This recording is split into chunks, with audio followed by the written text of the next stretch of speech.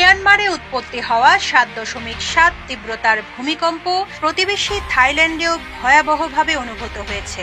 এতে দেশটির রাজধানী ব্যাংককে ৩০ তলা একটি নির্মাণাধীন ভবন ধসে পড়েছে। পুলিশ এবং চিকিৎসা কর্মী সূত্রে জানা গেছে, ভবনে কর্মরত ৪৩ জন শ্রমিক নিখোঁজ রয়েছেন।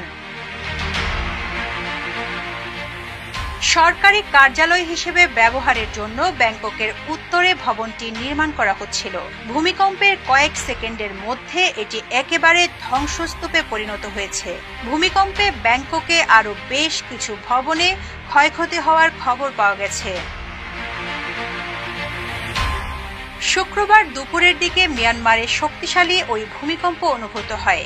মার্কিন ভূতাত্ত্বিক জরিপ সংস্থা ইউএসজিএস বলছে, মিয়ানমারের সাগায়ং শহর থেকে উত্তর পশ্চিমে ভূমিকম্পটির উৎপত্তি। ভূমিকম্পটির তীব্রতা ছিল ৭.৭।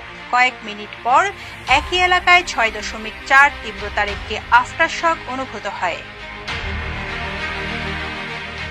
ভূমিকম্প বিশেষজ্ঞরা বলছেন, গত ২০ বছরে মিয়ানমারে এত মাত্রার ভূমিকম্প হওয়ার নজির নেই।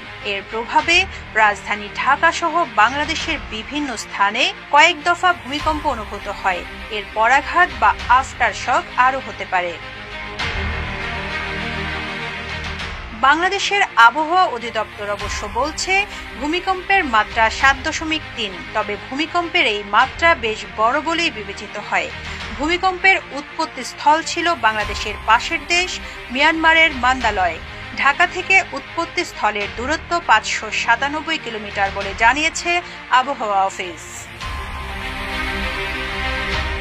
এদিকে থাইল্যান্ডের প্রধানমন্ত্রী প্যাটুংটান সিনাওয়াত্রা শুক্রবার সামাজিক যোগাযোগ মাধ্যম এক্সে একটি পোস্টে লিখেছেন, তিনি ভূমিকম্পের পর জরুরি বৈঠক করতে দক্ষিণাঞ্চলীয় দ্বীপ ফুকেটে তার নির্ধারিত সরকারি সফর স্থগিত করেছেন। থাই প্রধানমন্ত্রী জানিয়েছেন, ভূমিকম্পের পর কর্তৃপক্ষ ব্যাংককে জরুরি অবস্থা ঘোষণা করেছে। ভূমিকম্পের